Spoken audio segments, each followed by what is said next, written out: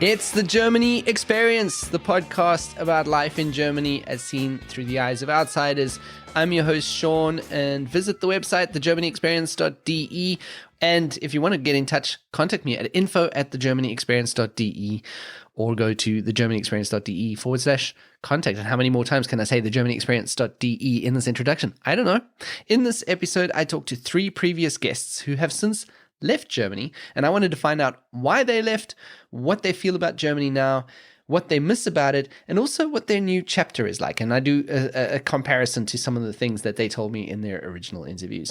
That's coming up, but first, THREGEPADFO, the 3rd ever Germany Expat Podcaster Advent Donations Face-Off. Nicole of the Expat Cast and I are once again competing to see who can raise the most money for charity this Advent time. And this year we're supporting Kinderlachen, and it's a charity focused on improving the lives of children in need in Germany. It's a very worthwhile cause. And as I said in the last episode, Nicole and I feel it's important to give back to Germany, a country that's given us so much.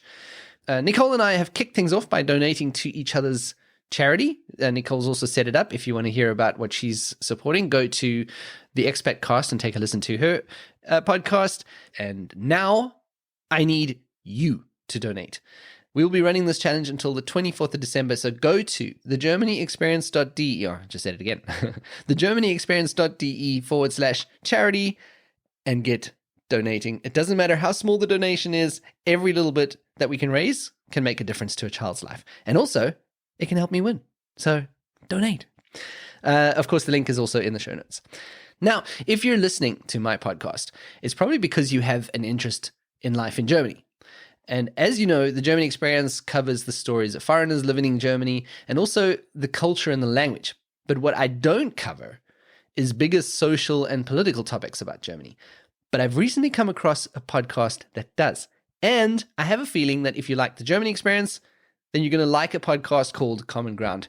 Here is the host introducing Common Ground. I'm Soraya Sarhadi Nelson, the host of Common Ground. And I'm Dina El Sayed, Common Ground's senior producer. Our weekly talk show encourages debate and a deeper understanding of hot-button topics in Germany and beyond, like how the pandemic wreaked havoc on worldwide travel and what the pros and cons are of a rent cap in Germany. Were social media giants right to silence Donald Trump? And is cycling in Germany a bonanza or a bust? We invite you to listen to these and more episodes wherever you get your podcasts. Or tune in to Common Ground via our website, commongroundberlin.com. Thanks, and bis bald. Now, I spend a lot of time talking with guests about how much tenacity it takes to stay in Germany or what you need to do to integrate here in Germany for the long haul. But a long-term stay in Germany isn't necessarily for everyone. Maybe it was never the plan, or maybe you just can't adjust to the language or the culture, or maybe certain things come up in your personal life that lead to you leaving. And in this episode, I want to focus on these things because I feel like it's something that I don't talk about enough. And a valid part of the story is that some people do leave. So as I said, this episode will focus on 3 previous guests of the podcast who have moved away since I last spoke to them. They're all 3 Canadians, as it turned out. I didn't plan this, but it ended up working out really well. And one thing that ties all their stories together is Toronto. They are either from Toronto or they've moved there from Germany. So I discuss with each of them what caused them to move away, how they view their time in Germany, what they miss about Germany, and how it feels in the next chapter of their life.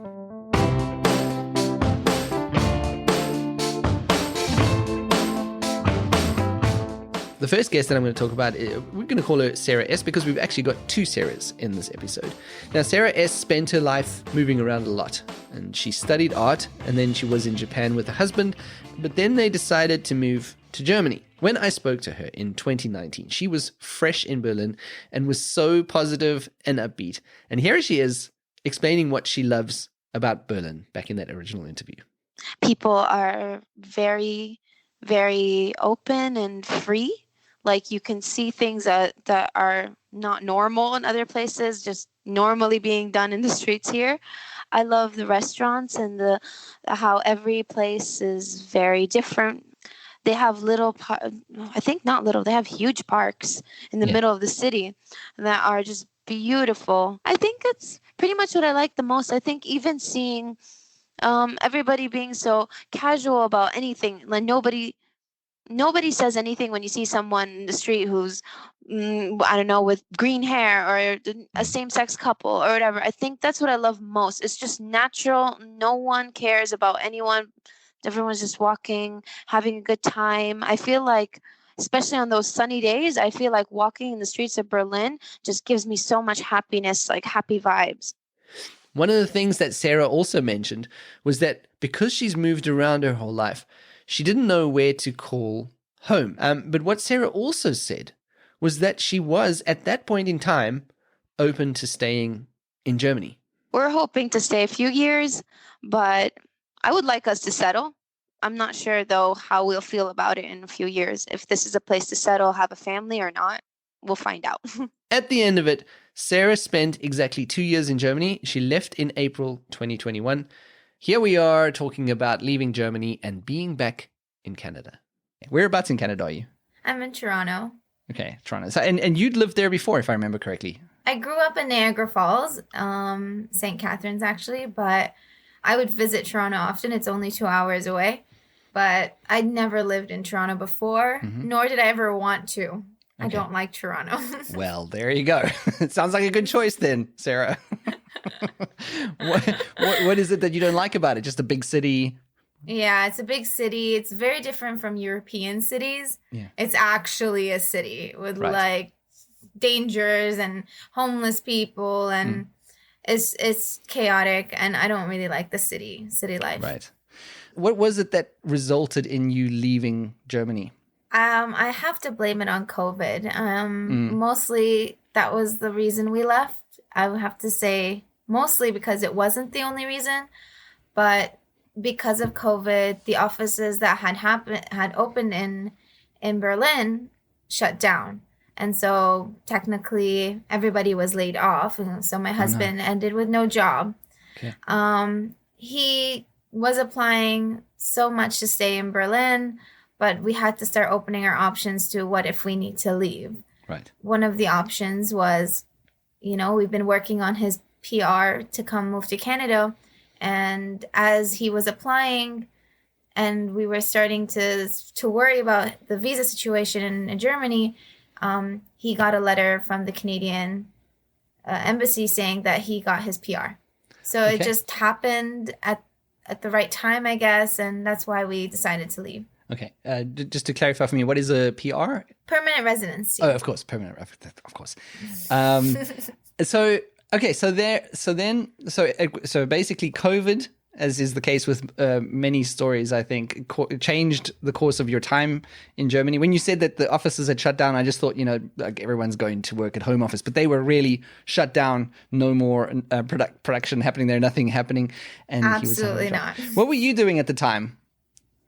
At the time, I did a short job in Leipzig with a production company, but also I did not continue with them because the commute was just too much. Yeah. So then I was back and I was just doing some part-time work, and I was mostly doing babysitting at the time. Okay.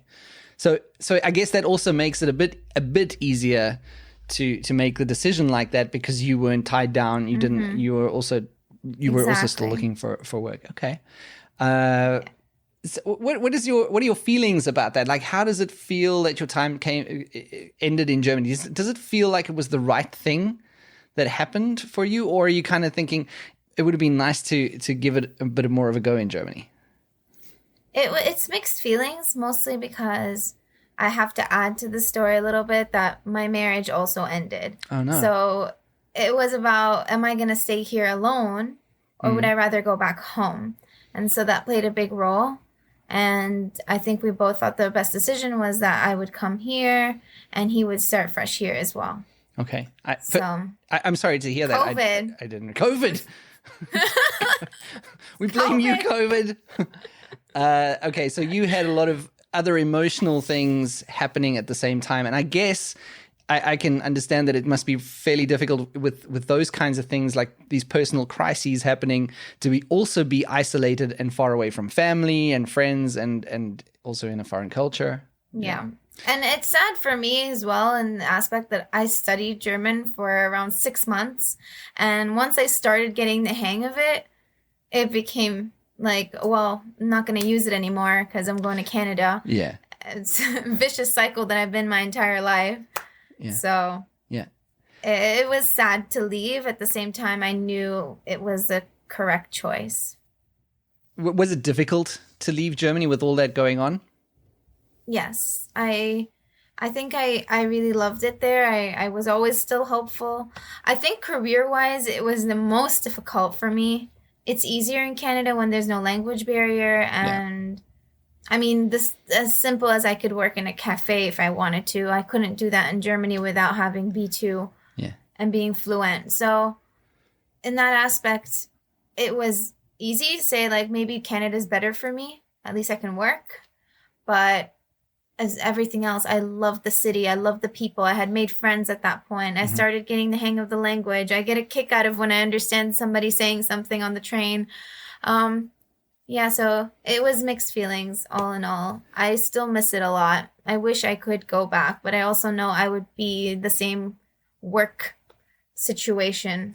Yeah, it is nice to have that freedom and options available to you that you get in you are fairly limited as a foreigner, and you're in Germany, like you said, with the language, but also with visa restrictions and other kinds of things as well. You couldn't just walk into a different job. So there is that. Is your time in Germany also kind of, do you think of it maybe more negatively because it was also tied in with some personal crises that were going on? Absolutely not. Okay. I know that the personal issues that were going on were there from the beginning, but I always hoped that maybe these issues would be solved, and then it came to a point where, I don't think there is a solution. These are things that we should have saw from the beginning. And my time in Berlin was still amazing. We still had a fun time there, and we're still on great terms. Until this day, we're best friends. Okay.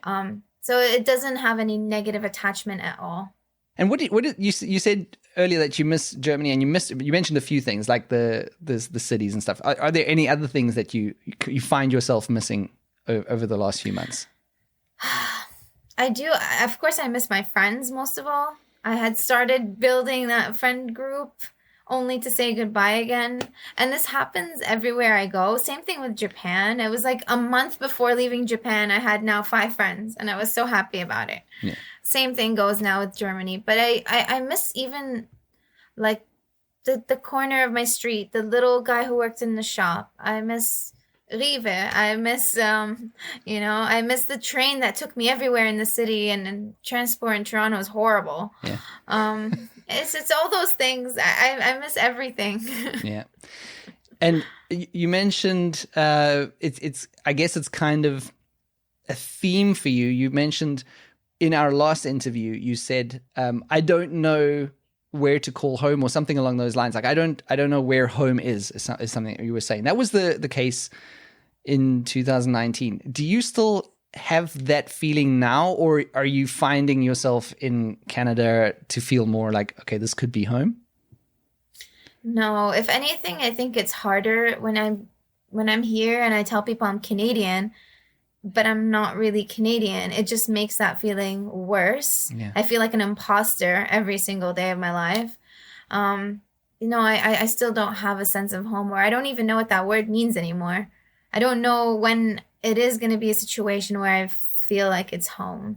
Maybe home is a person, or maybe home is my parents, or I don't know. I have no sense of like belonging to a place, a country, a passport. Yeah. Whatsoever. Yeah. So you've been in Toronto since, when did you say? April this year? Yeah. 7 months. 7 months. So you've been back in Canada. You've got a job there. It's definitely a fresh chapter in your life from the sounds of it. Like, this is a whole new start. Are you already thinking where to next, or is this where you're going to try and settle down, or what are your feelings?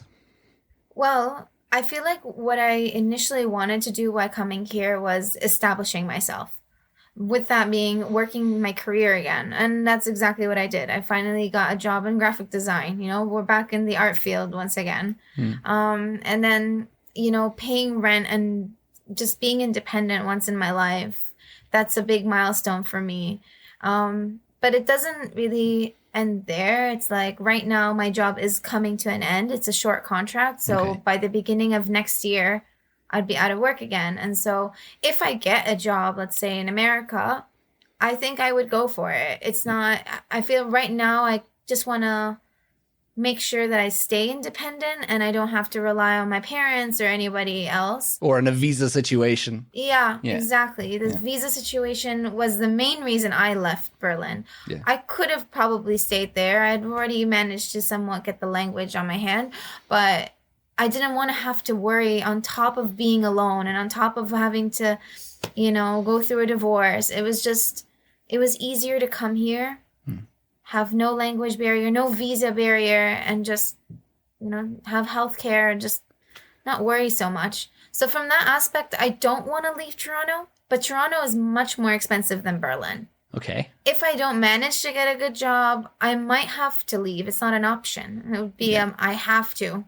Yeah. So that's really what's happening. I'm going with wherever the flow takes me. Yeah. I hope I find something that's more sustainable and I won't have to leave. Yeah. It is so you're still open as well to a lot of different potential futures. Is that and it sounds like there are a lot of potential scenarios that could happen to you right now. Is that exciting or absolutely terrifying? It's exciting, but also normal for me. Like it doesn't feel like it's like, wow, look at me, I might go to, England. It's not something that shakes me anymore, but at the same time, I just want a stable career somewhere. Wherever that might be, I think that would just give me some kind of peace. And I really hope that it would just be here. So I don't have to go through the shipping again and the packing and meeting new people all over. It's that aspect is that terrifies me. Okay. It's exhausting just thinking about it. Yeah. What about Germany in the future? I mean, would you consider a move back to Germany at some point if it made sense? I was there visiting my uncle around a month ago. I was in Regensburg. And I absolutely fell in love with this town or the city. I loved every part of it. And the whole time I was there, I was just like, can I get a job here? I would come back. I think there is potential that Germany would be in my future. I don't have any negative emotion to it. I just hope I don't lose my German. I wouldn't want to go back without having German. I think it really is important to have the language if you want to live there. It really, really is. Yeah, agreed. Yeah, well, Sarah, it has been amazing to hear about your time, your story in Germany, the plot twists that happened along the way. I find it fascinating to listen to the interview back then that we did, and any guest essentially. It's fun to hear where. I mean, it's not. I say fun. Obviously, a lot of bad things happen in between. It's interesting, rather, is maybe a better choice of words. Of to hear that story and to hear how it went and played out. It's funny because I also listened to it, I think, a while back as well. And I'm just like, I don't know if I feel like that same person anymore. And I listened to myself, like you said, I was so hopeful and I was so optimistic. You were. I was like, when I was listening to it, I was like, oh my God, that's the honeymoon phase. Let's hope it stays like that forever. I don't think I have any negative emotions though with Germany. So no. I don't know if you were expecting me to be like, I hated it. I wasn't. No, I knew. It was awful. You know what? The thing about you is that I've never met you. I've only spoken to you. Like this is literally the third time I've ever spoken to you. But one thing that comes across very clearly is how positive you are in general. It wasn't just because of Germany or whatever.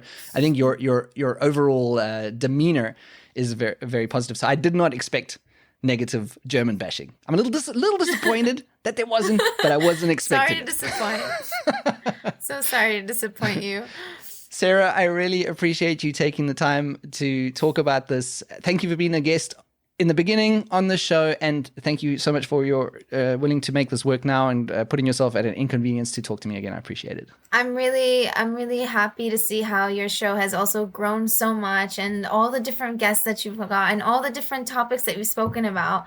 I'm so proud of you too, and I want to see you keep going and see all the other people that you want to talk to in the future. Oh, it's so nice of you. Thank you so much, Sarah. Thank you.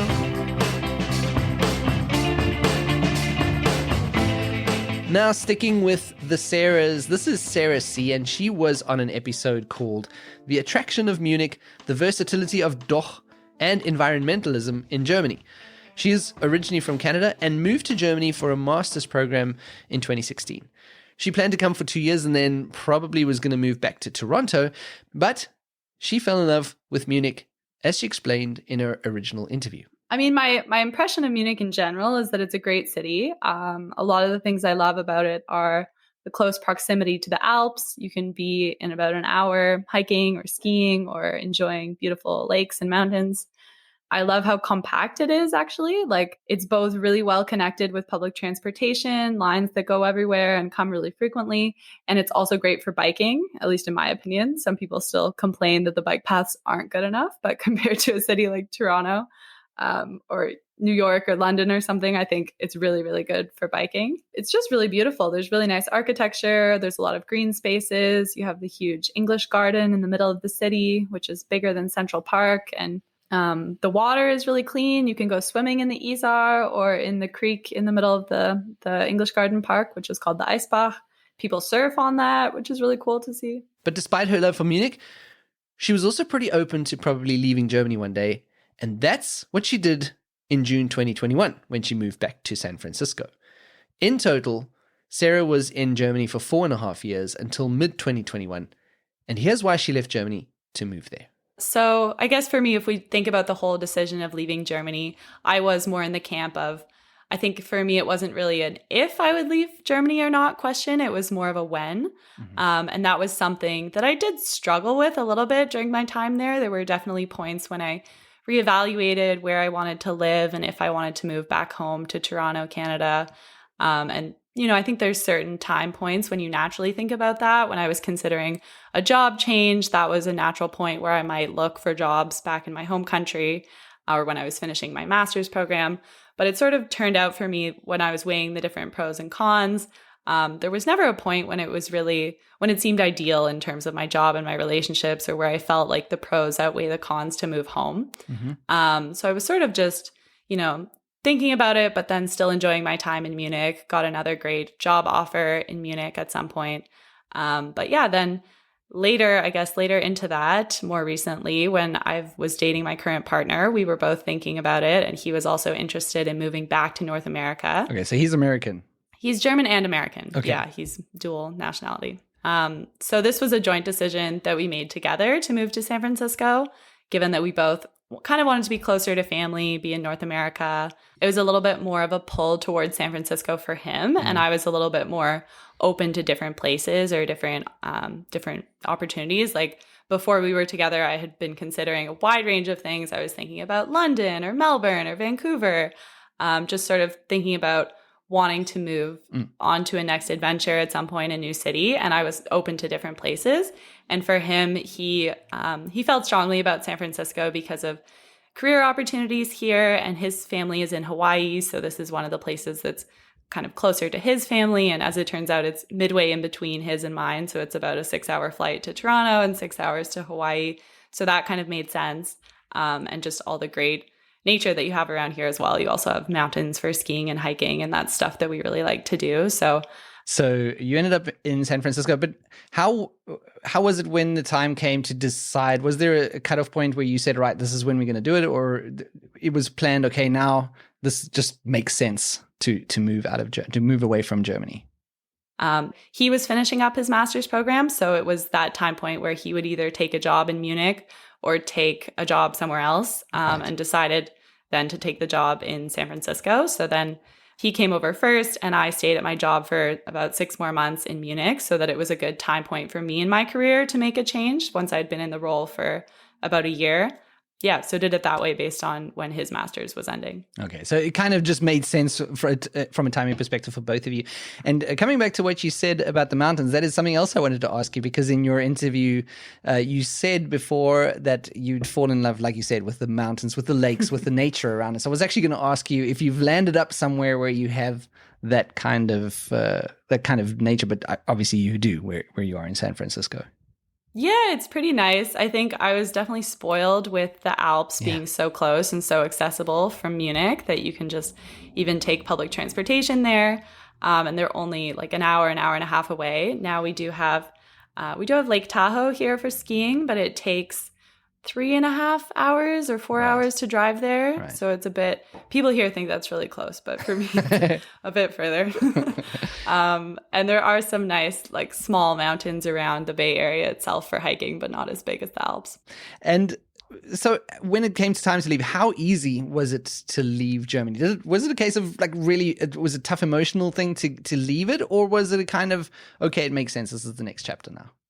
I think a bit of both. I think making the decision was relatively easy, especially since I was doing it with a partner. I felt that brought me some good comfort and stability, that I wasn't moving somewhere new completely on my own. I always had that person to fall back on, or it was something that we were kind of doing together. Whereas I think, if I think back to when I moved to Munich by myself at age 23, I didn't consider that hard at all. But then somehow 4 or 5 years later, the thought of moving somewhere else to a completely new country and starting over on my own at age 28, that was a little bit more daunting to me. It just seemed a little exhausting. I knew the amount of effort it would take to set myself up again and make all new friends and everything. So I think for me, doing that with a partner made it easy, and that was a good compromise. So I got to go on this new adventure, but do it with someone who I know by my side. So yeah, I think the decision itself was easy, but the last few weeks were definitely hard. So the saddest and hardest part was saying goodbye to all of those friends. And,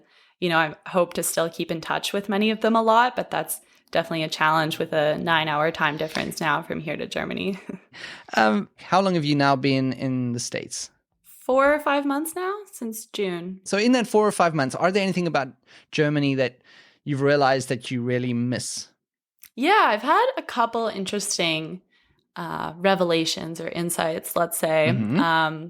So the first one that I think is interesting is I never really understood what people meant when they would rave about how safe and clean Munich was. Like people from other countries would be like, wow, the city is so safe and it's so clean. And I was kind of like, yeah, obviously. Like, what do you mean? It was not something that occurred to me when I moved there from Canada, from Toronto.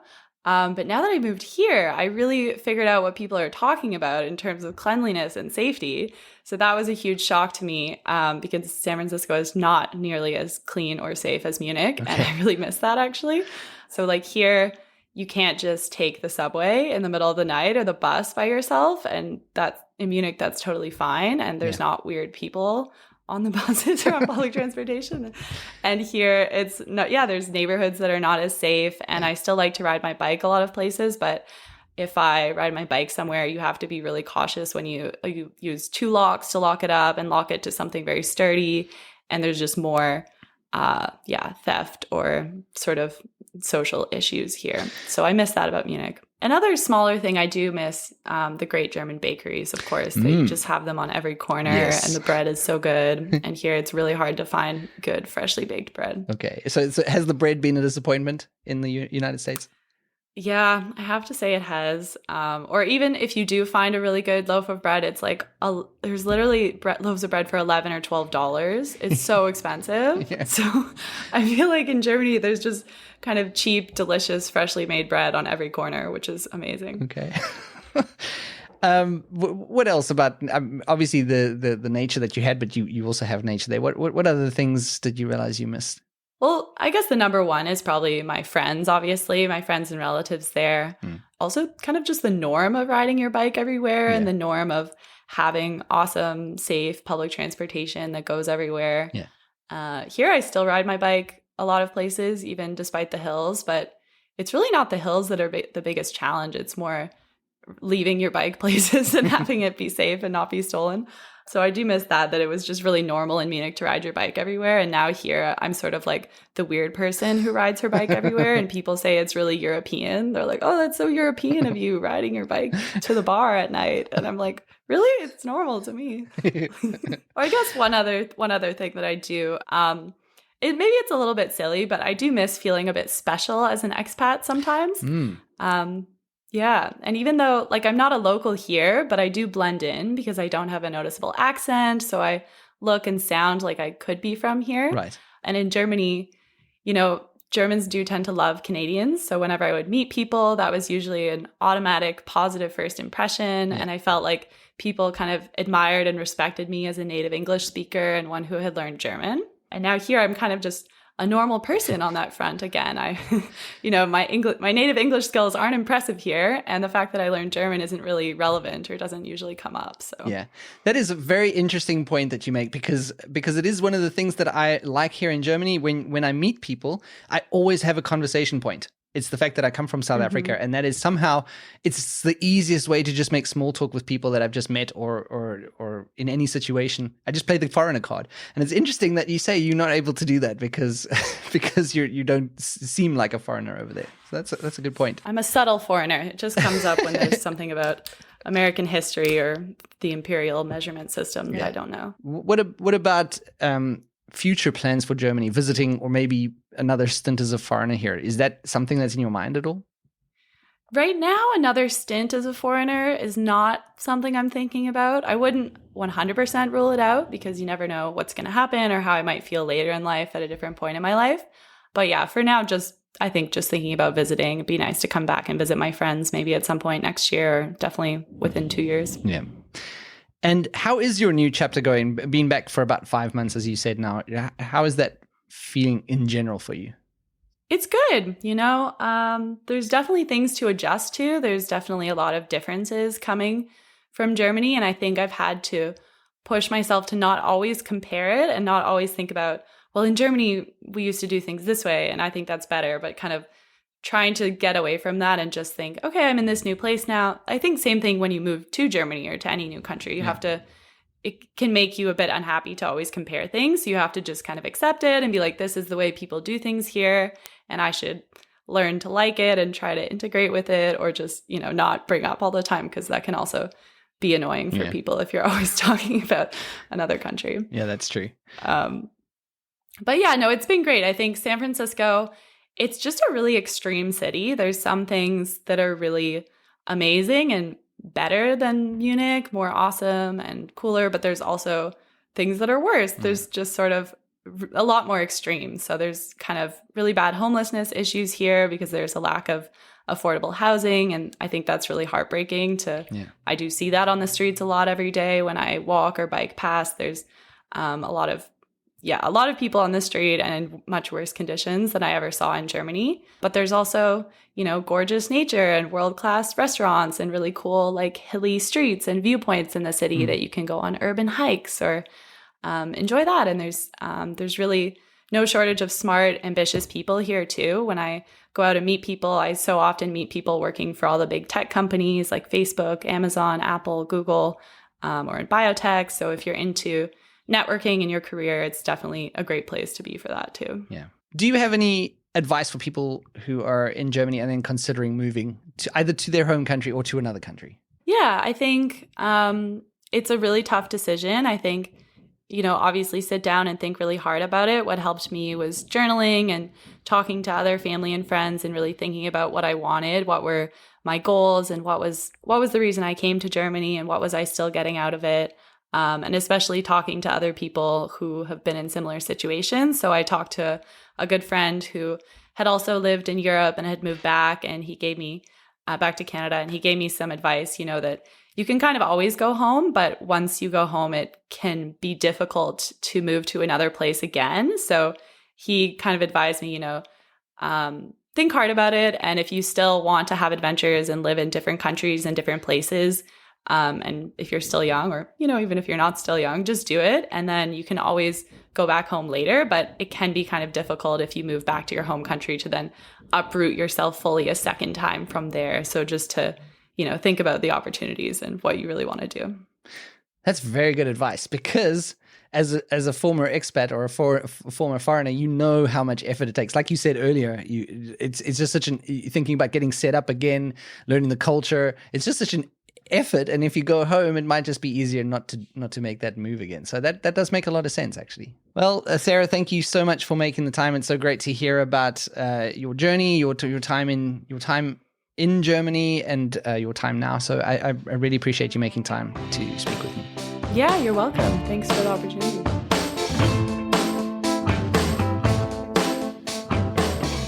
And now, finally, we have Amy. Amy was on an episode called The Serial Expat, and it came out back in February 2020. She landed up in Hamburg as a freelancer in training and e-learning, and here's how she described her impressions of Hamburg in our original interview. It's actually been, my third city abroad for living, and it's honestly the best experience that I've had. Okay. The people are much friendlier and more open than I expected coming here. Right.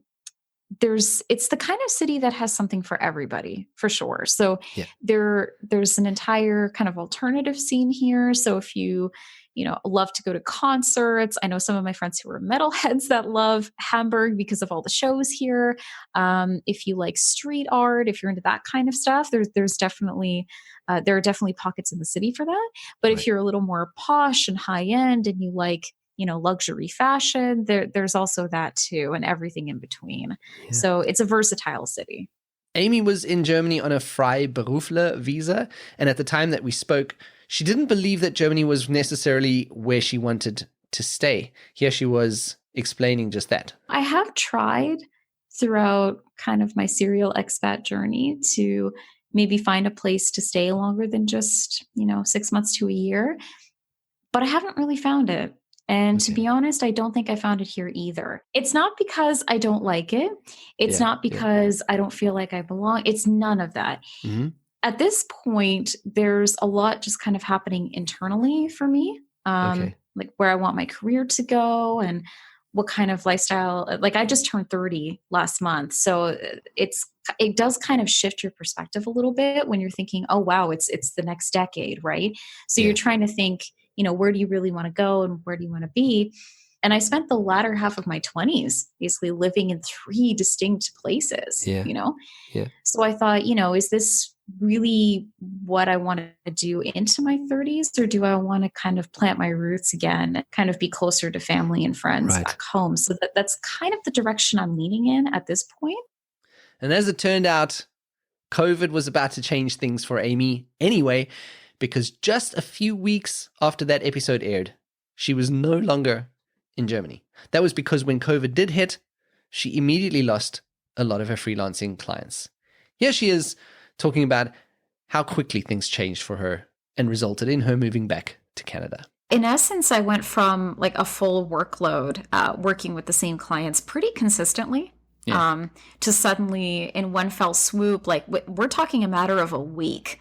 Really? Yes, it was very fast. So going from the consistent schedule that I had most weeks to suddenly, okay, we're suspending all face-to-face. We're not transitioning to online training. Even some of the e-learning courses I was developing, they were suspending those temporarily too. So it was just a complete state of limbo at that point. But what was that like for you? Like just seeing that drop away? What was it? I mean, you must have been heartbroken.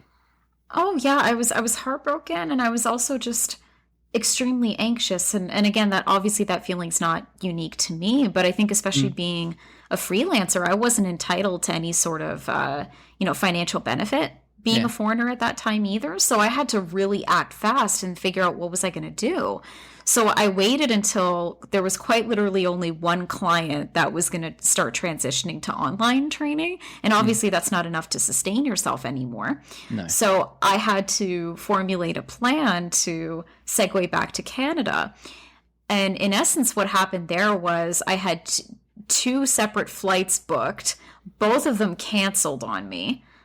And trying to get back home was an absolute nightmare. So by the 3rd flight, they kept it, but then they changed my itinerary. They changed my route. So instead of going from Germany to Iceland to Canada, I think I went from Germany to, I believe it was London, to Montreal, and then to Toronto. So I had to bounce across cities, but it got to a point where I really thought I was going to be stranded in Germany with very little money. And that was horrifying. Did you go back with the thought that, if this pandemic thing blows over or things calm down, that you would come back and give it another go? Or did you realize at that point, no, it's time to go back now anyway? Yeah, that's an interesting question to answer because I certainly wasn't ready to leave Germany yet. I felt like if COVID never happened, I probably would have been there at least a few more years. Yeah. That was the intention. And in a strange way, it all did kind of work out in the end. My goal long term was to work more in a full-time capacity in e-learning development exclusively. So that happened, and it happened a lot quicker than I was expecting because of COVID. So it took something away essentially from you in Germany, but at the same time, I guess you got something back a lot quicker than you were planning. My God, yeah, that was exactly what it was. So when I came back, I still remained kind of in the self-employment / freelancer space. And I just spent like a good month optimizing my LinkedIn and rebranding my portfolio and website and all of those things. And eventually I was getting found by people to do e-learning work because this transition was so huge. And there were so many companies that didn't know, okay, how do I had these face-to-face trainings or teaching materials from before. How can I convert this into an online environment? So I was amazed at how much I was getting approached and, oh, you have this skill set. That's great. And so I did that for the first little bit coming back to Canada. And then all of a sudden, I guess, actually around this time last year, come to think of it, the company I work for now on a full-time regular basis, they found me as well and said, hey, we understand you're self-employed, but do you want a job? So I was like, sure, why not? So I've been working full-time for an accounting firm ever since, also in an e-learning development capacity. So it all kind of worked out in the end. Yeah.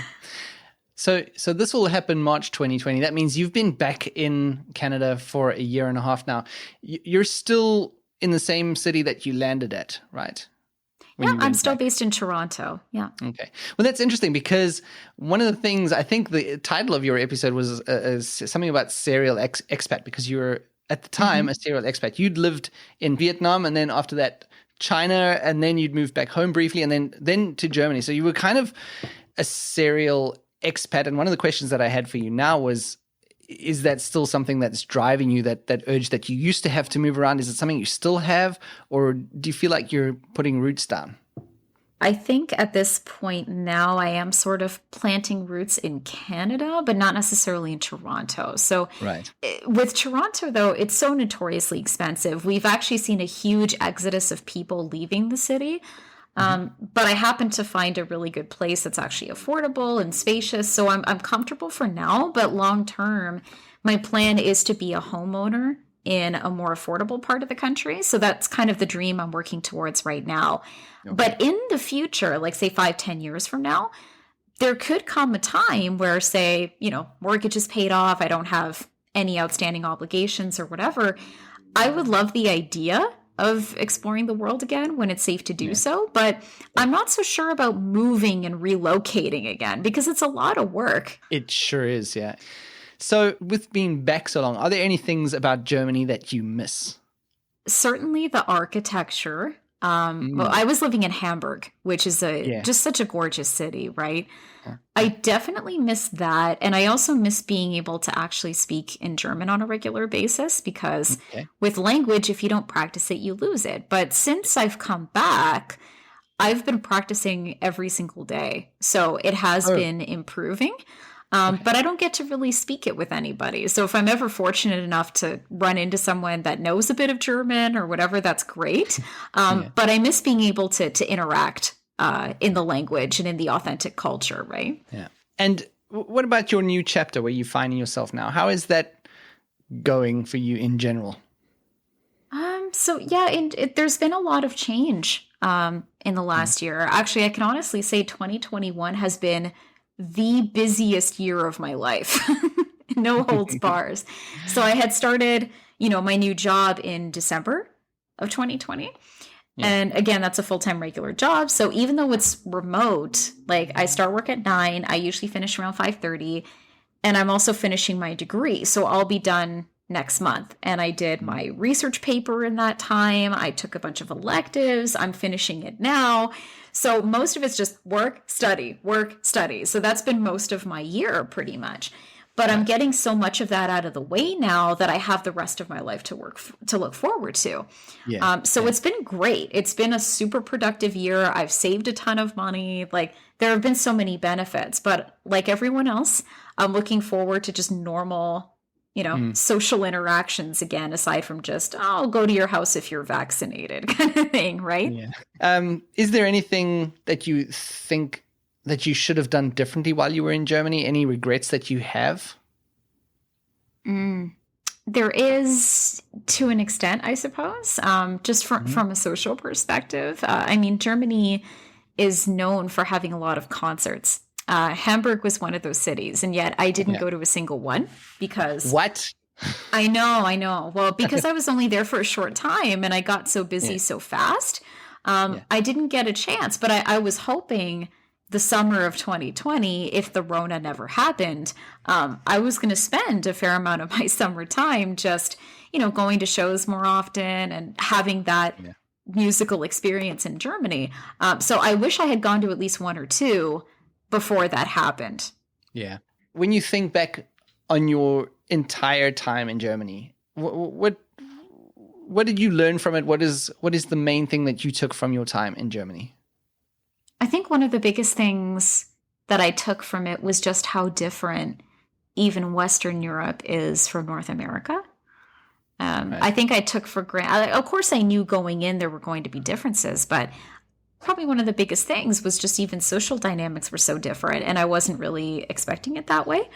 But that's not a criticism by any means. It was just something that I thought, in fact, I actually kind of respect about German culture, is that, they don't just interact with you once or twice and consider you a friend. It's something that is cultivated over time. And I do believe that about friendships in general, is that they do really take time to cultivate properly. So I think that's something I really appreciated, was even though I didn't get to stay long enough to cultivate more of that with German people, I'm still grateful that I was able to learn that from them, because it makes you appreciate the friendships you have a lot more. Yeah, it certainly does. Yeah, and also too, just from a cultural heritage perspective, because being able to see like where my grandmother was from.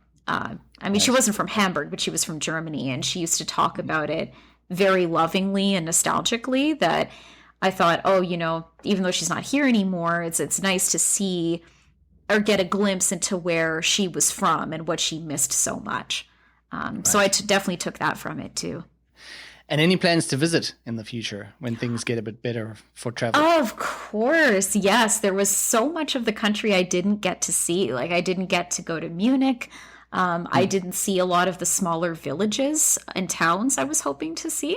And they're so charming. Like, there are so many of them I'll see. Okay, I might be outing myself and embarrassing myself a little bit here, but I'm probably one of the few people that still uses Pinterest.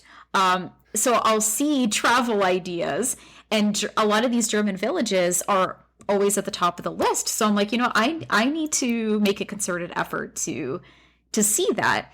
But for next year, I'm really hoping I can actually go to Denmark and maybe more of the Nordic countries, because they're a little more open to Canadian tourists right now. Yeah.